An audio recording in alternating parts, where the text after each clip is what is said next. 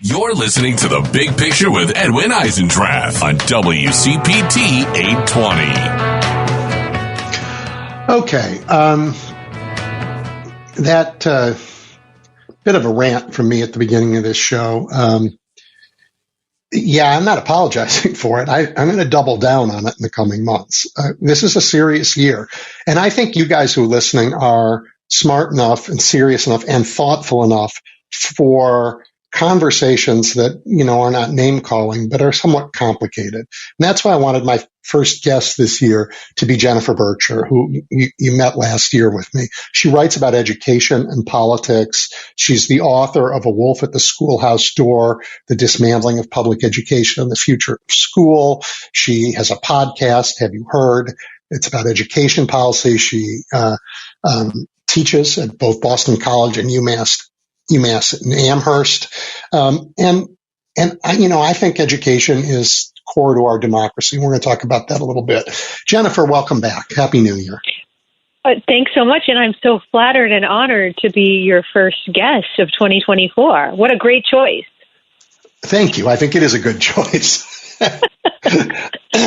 I want to be honest and transparent about where I'm coming from with you, because this is a show about politics and democracy, not about education policy. But, I have read John Dewey. I think education and democracy are deeply connected.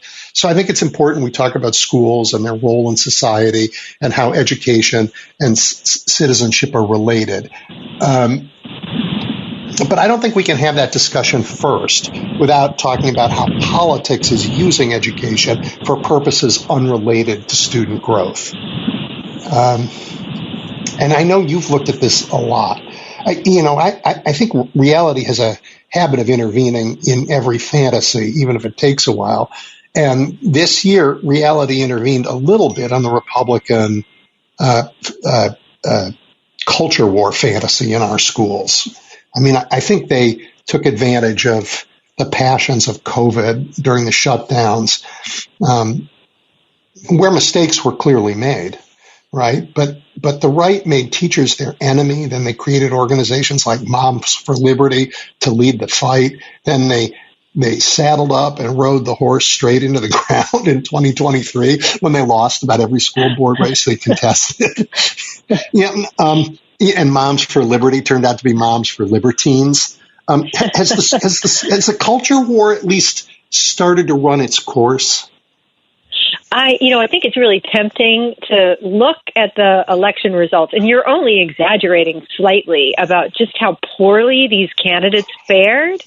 It's really important to look at those results in the larger context. And on the one hand, candidates fared really poorly. And on the other hand, this stuff continues to really animate the Republican base.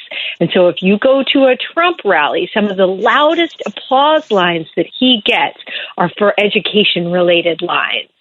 And, talking about the fact that he will immediately cut federal funding to any school that teaches, quote unquote, critical race theory, that, his pledge to go after schools and teachers that are foisting what he calls gender ideology on kids.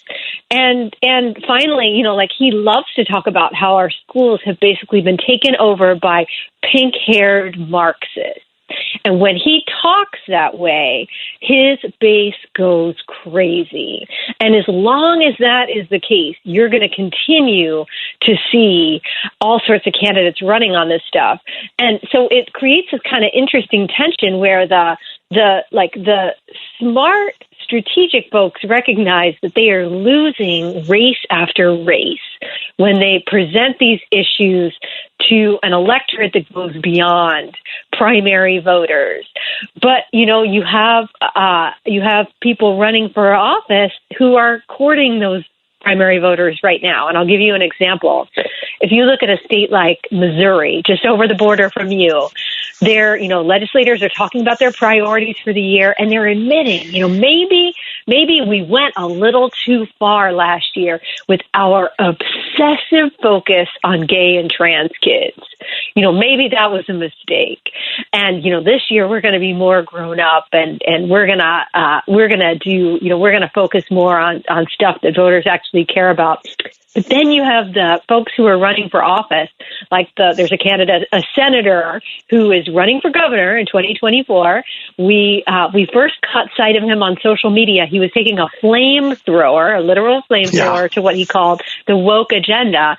Well, one of his campaign pledges is to eliminate the state Department of Education in Missouri, because he argues that it's basically become an agency tasked with indoctrinating kids.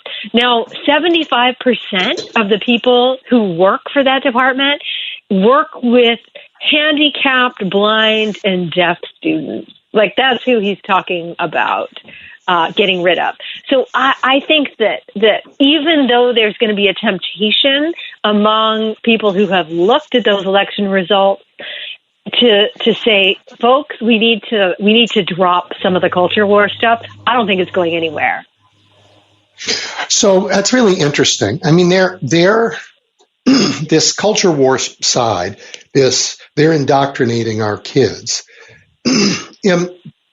This is not only about questions of gender identity. The biggest thing they worry about is history, where they are trying to rewrite it. I mean, this is January 6th, for God's sake. They've spent 3 years trying to rewrite the history of that day, to lie about what happened.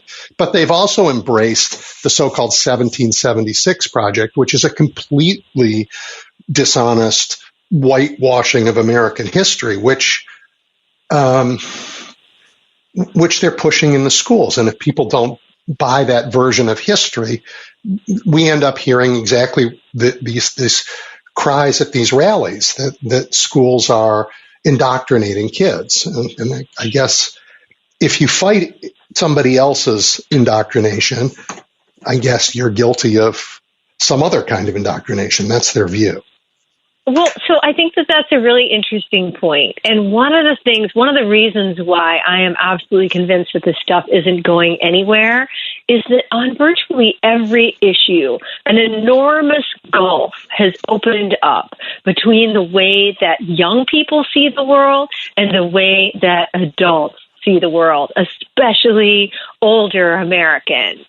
And so by every measure, whether it's things like, their acceptance of LGBTQ Americans, or the belief that the United States needs a much more activist government when it comes to things like making healthcare and college affordable. By every measure, the kids are more progressive than their parents and other adults. And so that is what is driving a lot of this.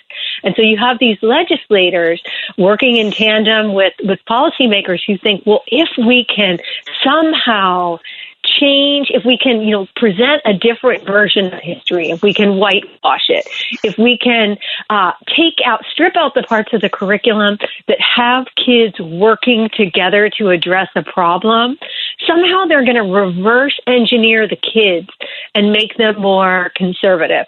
I don't see this happening. And then, the other part of this that I think really has changed and become much more apparent in the 3 years since we started hearing about things like the 1776 project is that there's a much more open attempt among conservatives to move kids out of public schools, or government schools as they call them, and into private religious schools, that Christian education is actually the goal. So I did. That's on my list of things to talk to you about, and we can talk about that now. I had something else I'll come back to. So it's not just it's related to the culture war, but there's a big greed component to this too, I think, and that's the whole privatization movement. Some of it, I think, a big chunk, as you say, is to Christian schools, and this. Now we have a Christian public school that's going to be tested right up to the Supreme Court. You should talk about that. But the right-wing attack on public schools is is institutional tech. Let's just privatize the whole thing. And if that means that religious schools are where kids go, that's great. But if they go to a strip mall in Arizona to, something that just somebody sets up and calls it a school, it's up on, buyer beware, right? Yeah, problems. That is certainly a piece of this. We spend an enormous amount of money on public education. It's the largest single line item in most state budgets. There's been some great journalism lately about how much of the money in these voucher programs that have been enacted in one state after another is really being enacted going to prop up failing church schools, especially Catholic schools. So that's part of it, right? That there are a lot of folks who look at that money and think, I'd like a piece of it. But I think the larger conflict is really ideological. And they look at the demographics. They look at that polling data that I was just describing, and they realize that they are, they paint this as a battle for the souls of the kids of America, and they realize that they're losing. And that somehow, if they can get the kids into conservative Christian schools that don't have to accept gay kids, schools that don't have to accept kids whose parents aren't married, schools that can charge parents money above and beyond the cost of the voucher.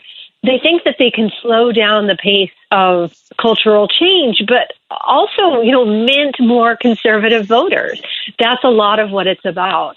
And then there's also a piece of it that's just, it's straight out of the post-Brown versus Board of Education era. And that's the monumental Supreme Court case that said that school segregation is no longer going to be permissible. And so you started to see these southern states say, well, if the courts are going to insist that schools of different races, kids of different races have to attend school together, we're going to do anything we can to get out from under the reach of the courts.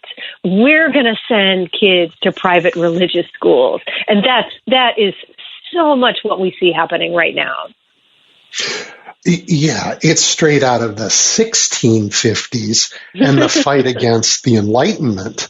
Let's just take dogma from God and forget everything else. And if you want to teach something else, well, that's a danger to the established order. We should talk about that Catholic charter school, because I think this is a story we're going to be hearing a lot about in 2024, and your listeners might not have heard about it. So charter schools have been around since the 90s. They are publicly funded, privately managed, and the thinking was that these independent schools would they would function with less what people often refer to deridingly as red tape, and that by freeing up teachers and administrators, 1,000 flowers would bloom. There would be all sorts of innovation, and as a result, student achievement would rise. And we could do a whole show on what has actually happened with that respect. But I think people on the right very smartly saw that this was also an opportunity to realize one of their priorities, which is taxpayer-funded religious education. And so over the last couple of years, conservatives in Oklahoma got very excited, and they got permission to open up a publicly funded Catholic charter school.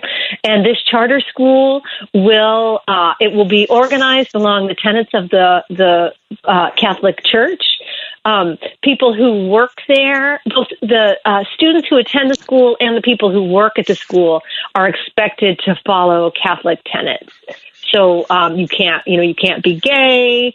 And then the other thing that I think is really concerning about it is that everyone, if you read through the proposal that the archdiocese submitted for this school, they plan on treating every person who works at the school as a minister. What does that mean? That means that because of a trend in Supreme Court cases, those employees are basically going to be exempt from huge swaths of labor law. And so you can start to see where this is going, that, you have a bipartisan effort to create schools, a public-private partnership. Here we are 30 years later, and the religious right very smartly sees this as an opportunity to get rid of all kinds of other things it doesn't like, including labor law. Yeah. My own evolution on charter schools has been dramatic. In the 90s, I thought it was a wonderful idea. And I had been a public school teacher in Chicago, and I thought, wow, if we could demonstrate somehow that there's a way to have successful public schools out of this dysfunctional Board of Ed that we had, the Board of Ed would learn and it would get better. But the teachers union and the forces on the left fought it. And as you say, on the right, they figured out how to cheat with it. And now it's only being abused. I think it's unbalanced, dangerous now.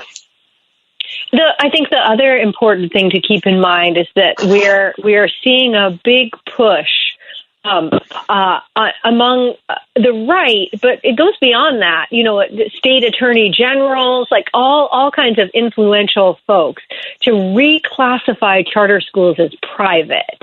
And you think about if we went around Chicago, we would notice that most charter schools have public in their names, right? That they're public charter schools. And the understanding is that they're publicly funded, and in exchange for that funding, there is all sorts of oversight. There are accountability rules. That's why we're always hearing about their test scores. But there is a case that has been, it made it almost to the Supreme Court last year. This was a case that came out of North Carolina where a charter school had a strict dress code, that girls had to wear skirts, boys had to wear pants, and that there was an effort to pretty much, teach kids rules of chivalry. And so the girls were fragile vessels, and that's why they had to wear skirts. A couple of parents said, you know what, this is supposed to be a public school. Why are you enforcing this outdated code of behavior? And so courts kept bouncing it around. But the argument that conservatives were making was that, you know what, actually, these schools are not public. They're private. And so chunks of the 14th Amendment, the equal protection rules, won't apply to them. And so we're looking at a situation where, in addition to things like religious charter schools, we could see states beginning to enact policies that basically declare charter schools as private as well. And that could mean that in states like Florida and Arizona, that you're suddenly looking at a third up to, a half of your public school kids suddenly in a sector that's defined as private with none of the rights that extend to kids in public schools. That's really concerning. And it's terrifying. There are also schools where the curriculum is being adjusted to include, I've looked at those videos from PragerU. PragerU, for those who are listening, is not an accredited university, but it calls itself PragerU. They're a propaganda shop, and their videos are appalling. Basically, cartoon versions of the debunked 1776 Commission's view of American history. Total right-wing fantasy. But Jennifer, these are being now distributed in schools. How is that possible? Well, I think it's really important to acknowledge that what we're seeing are a lot of press releases from PragerU and from firebrand education policy folks. I'm thinking of somebody like a Ryan Walters in Oklahoma. Yeah. He's a big fan of filming. He likes to film incendiary videos of himself, while he drives his car, warning against teachers indoctrinating and turning kids transgender. So even though you're seeing a lot of headlines, there's very little evidence that this stuff is actually making its way into schools. And I think it's important to think about that a little bit. Like, why are they making such a big deal about this stuff if teachers aren't actually using it, right? There aren't places where teachers are being required to show PragerU videos. And what my co-author and podcast co-host, education historian Jack Schneider, and I have argued is that the real goal here is to paint a picture of public education in this country as something we're so hopelessly divided over that it's no longer possible to really go to school together. Right? That you're a conservative, and so that means that you want to go someplace where you can watch PragerU videos. I'm a liberal. That means that, I want my kids going to someplace where they're required to read the 1619 Project. So actually, the larger effort here is to sow distrust. And so, think about what happens when, and anytime a liberal reads a headline like that, PragerU videos now being shown in Florida schools, you'll see people, sharing on the site that used to be known as Twitter or on Facebook, I will not consent to having my kids watch these videos. That's exactly the point, right? To paint this picture that every aspect of what our schools do is being fought over, and that really the best we can do is just go our separate ways. Wow. I mean, if we go our separate ways in school, we go our separate ways as a nation. That's right. And think about, here you are, it's the start. We're recording this on the anniversary of January 6th, an event that no other demonstrates the extent to which we have gone our separate ways as a nation. Now imagine that in every aspect of American public education, that split is reaffirmed and deepened. Imagine what our future would be like. It's really scary. Yeah, I'm not smart enough to do that in real time. You have just given me homework for the rest of the week, because the implications of this are many and varied for sure, and none of them very good.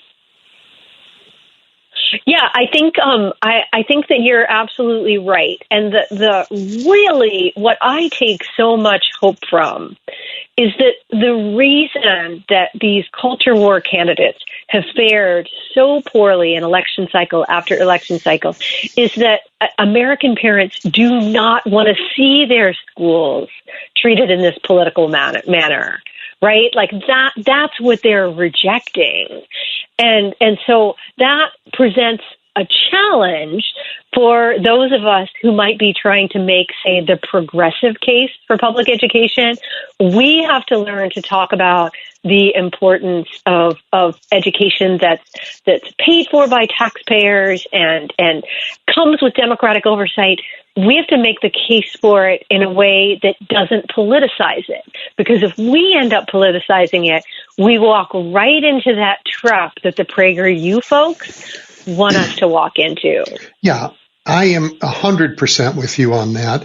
And I think that's a lesson for many aspects of our political fight this year, that this isn't a left-right policy fight.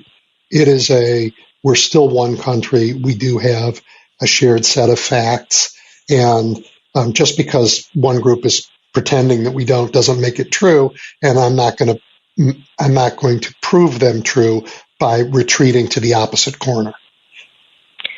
Yeah, you're absolutely right. And I think it's really heartening that, when you actually have the opportunity to talk to, say, conservative parents who might be really concerned about something like critical race theory or gender ideology, and you actually get them to talk about what they'd like to see schools do, you immediately see all kinds of overlap. And so that's why I think it's so important to pay attention to these issues. You mentioned at the top of this segment that, like on the one hand, this is really, you think of your show as being about politics, and I'm somebody who focuses on education.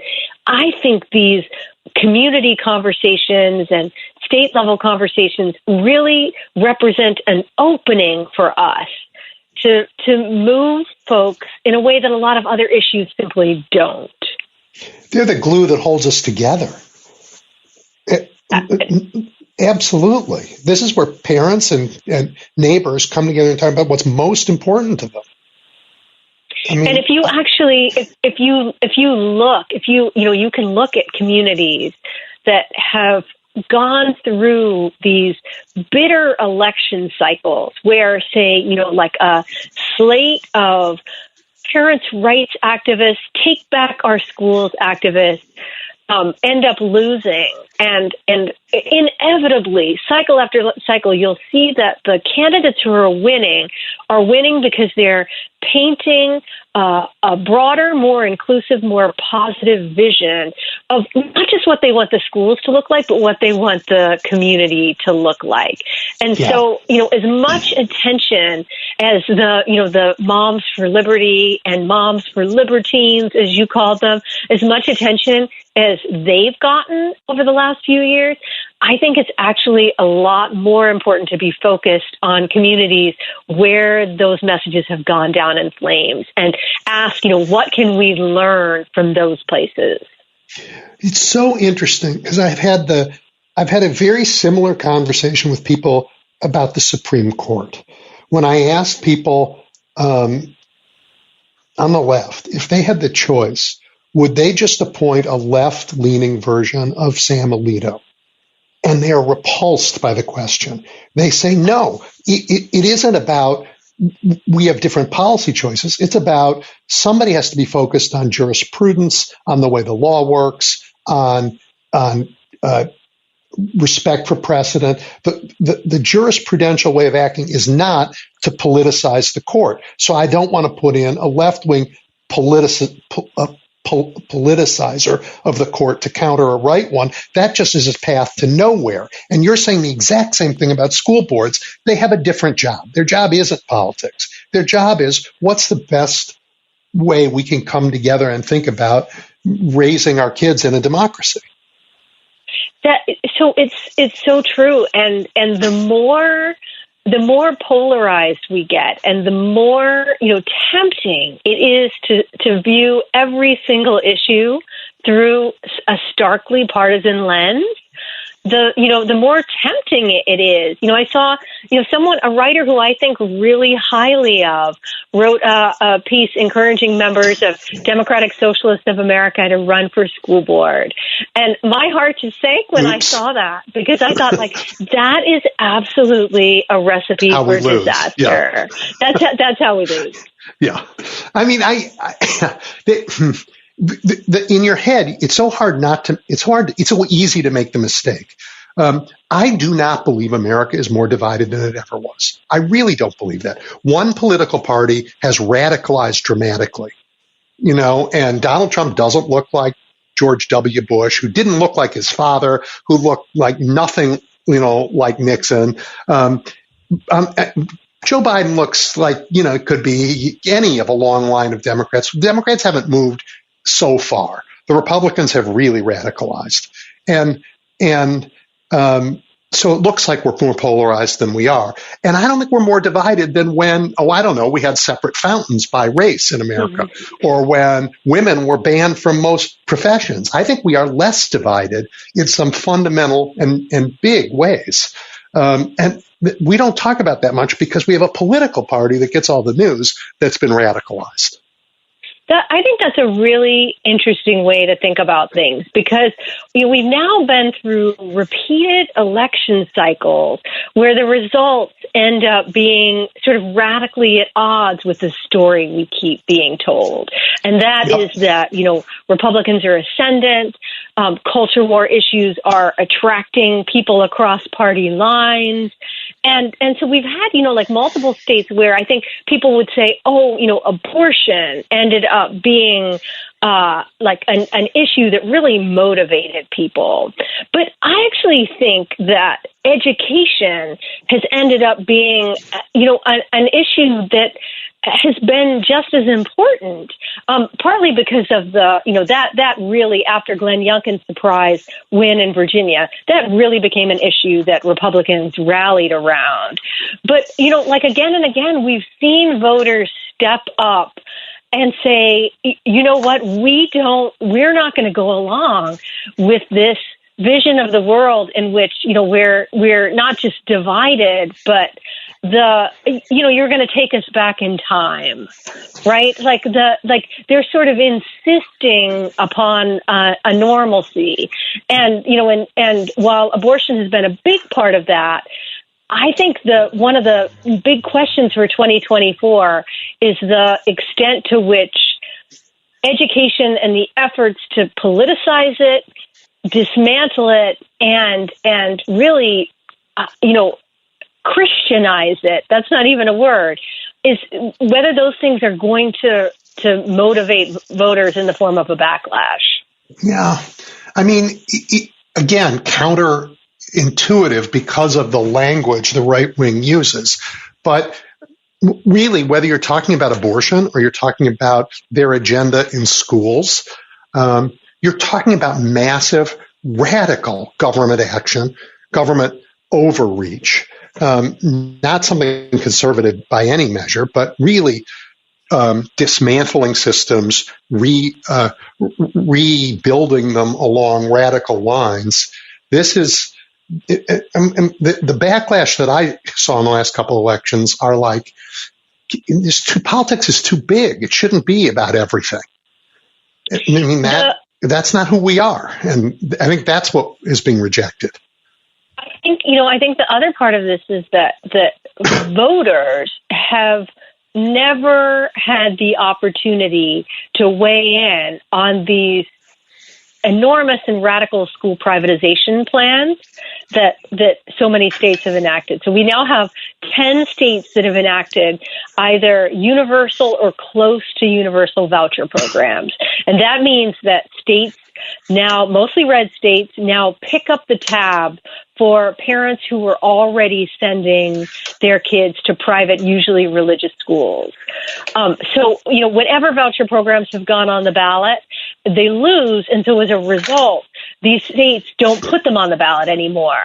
Well, now we see all these places where the policies are on the books and they're turning out to be enormously expensive at the same time that these states have also cut taxes on their wealthiest residents. So that means that within the next election cycle, the bill is going to come due. So in Arizona, for example, their voucher program is on track to cost $1 billion a year. But they've also just implemented a huge tax cut on wealthiest residents. So suddenly they're looking at a big hole in their budget. Where are those funds going to come from? And so I think that conversations that had been abstract are going to become very real, and that voters are going to be like in the past. This has never played out well, right? Like when parents in particular start to feel the effect of budget cuts in their own kids' lives, swelling class sizes, school closures, teacher layoffs, they respond really negatively, right? There's a reason why the Republican governor of Kansas's job. That's right. And we, our political memories are so short that we forget about that. But it's such a cautionary tale, and we're really speeding along a very similar track. Wow. Well, I think this is going to be an enormously important part of the the story of our politics this year. And I think you've teed up really big issues that we have to pay attention to. I want to ask you something different, and it is, John Dewey's a terrible writer. I slogged through him a couple times because I think he's a very good thinker, even if he's a bad writer.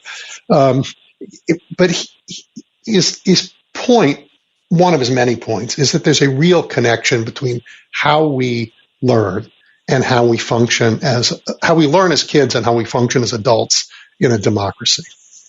And I wonder if this is like still things that people think about, or have we been so completely frightened that the only thing that matters is STEM education anymore, and that's got all the focus? Do we ever think about democracy in our schooling?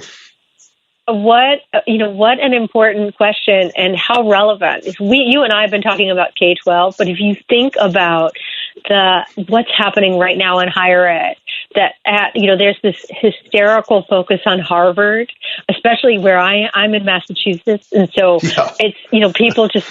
There's no, like, some days our paper of record, the Boston Globe, will have 6 different stories on Harvard.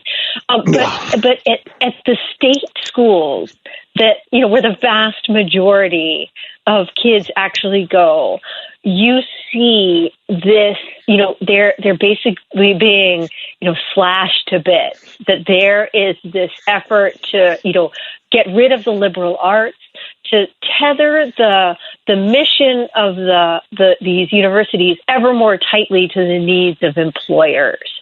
And that to say, what we care about most in the world is that kids, whether they're in K-12 schools or in attending college, that they learn practical skills. And some of the most important things that John Dewey had to say were about that and why that was so bad. And he would say that if you can find the ability to learn to think critically to the elites, then, we will never really be a democracy.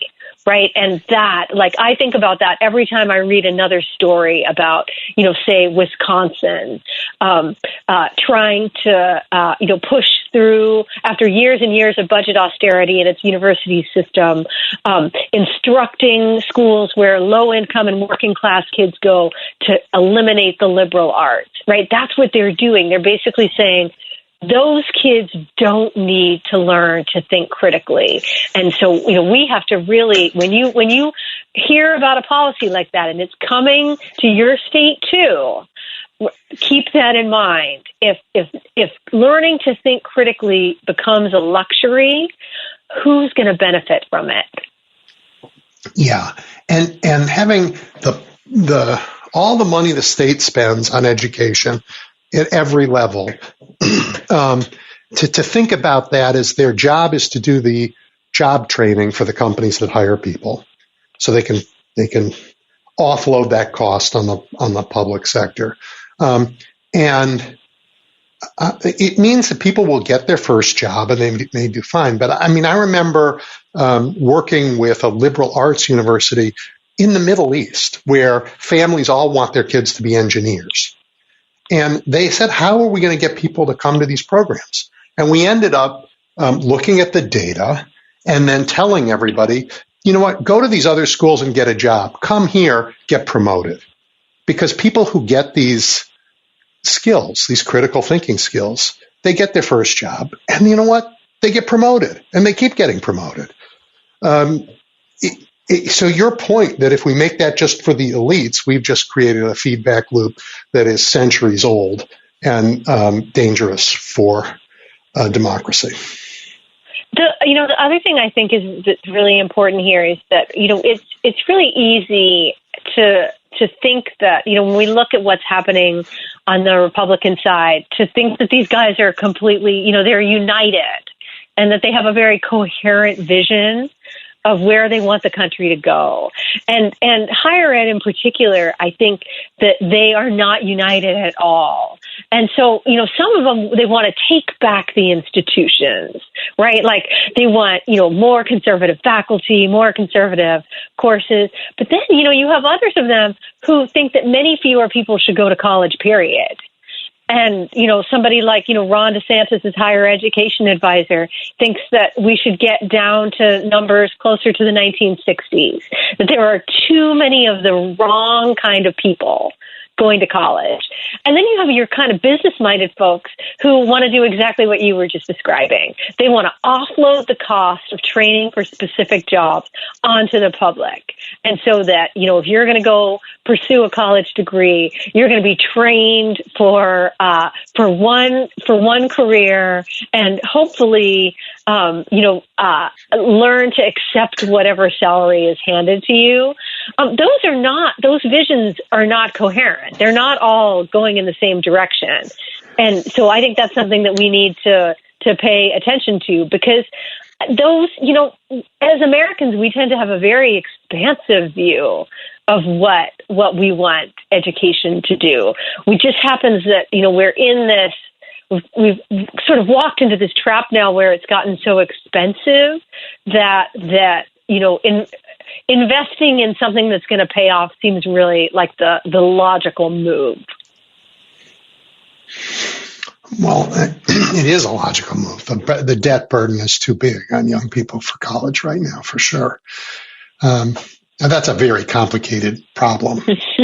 Higher ed costs. Next time. Okay. I mean, if you want to talk about higher ed costs, I'm down with that. That's a really interesting and difficult question. Harvard. I'm trying to think about whether I actually want to talk about them or not. I think not really. They've been talked about so much. Yeah. But I think being a university president today has got to be one of the most complicated and difficult jobs anywhere. Yeah, I bet I can't imagine a less appealing job right now. Yeah. So as we go into the year, there are, just let's recap a little bit in the time we have. There are states that have passed sort of universal vouchers that the bill is coming due, and voters are going to have to think about that. So it'll be a topic because it's going to mess with state budgets. We have sort of this argument on one side that says we need to make our schools ideological, and we have a reaction on the other that looks similar, but from the other side. But as you pointed out, the vast majority of Americans don't want that at all. They just want them to do the job, right? They just calm down, take the ideology out of the schools. That's the wrong lens that we should be looking at our schools with. And we have this massive privatization movement that is tied to the idea of making all schools religious, many schools religious, but also has a huge sort of greed factor to it. All of this is going to be, I don't know how candidates avoid these issues. Maybe in the presidential race it won't get talked about as much, but at every other level it's going to be impossible for candidates to avoid. That's absolutely the case. And I think, one thing that has really, really changed over the last few years is that school choice, and private religious school choice in particular, has really become a litmus test issue for Republicans. And so, Governor Greg Abbott in Texas has spent the last few years working feverishly to try to enact school voucher program. And he's been stymied again and again because rural Republicans will not go along with him. And so what you're seeing now is that Abbott and a bunch of big money school choice groups, including the one that Betsy DeVos started, they're now primarying those rural Republicans that refuse to go along with Greg Abbott. And so you're absolutely right that if you're in a state where this stuff is being fought over, you're not going to stop hearing about this stuff. And I think that in some ways our national media does us a disservice by failing to accurately reflect just how key these these issues are, right? That they're like, school choice tends to, it's an also ran when folks are writing about state politics and the issues that are being fought over. Right, but if they understand those issues the way you described them, they would see them as part and parcel with every single one of the big fights we're in. And absolutely. So important. And a major that they are driving backlash to the backlash. Which you described so eloquently, that like came out of the pandemic, and that in order that isn't over yet. That sense that all the things that you just described, people's resistance to seeing their schools politicized, the exhaustion with culture war issues, that stuff is going to serve as a motivator to voters in a way that I don't think journalists are enough attuned to. Yeah. Well, I'm in awe of the depth of your knowledge about this stuff, and very grateful that you spent a little bit of time on this terrible anniversary talking about this stuff with us. Well, thank you so much for having me. And I can't say what an honor to join you on your first episode of the year. And hopefully at some point we'll have some good news to talk about. Well, good or bad, we'll talk several times during the year, because these issues are going to be percolating and unfolding and spiraling through all of the battles of this year. So thank you, Jennifer. I really appreciate it.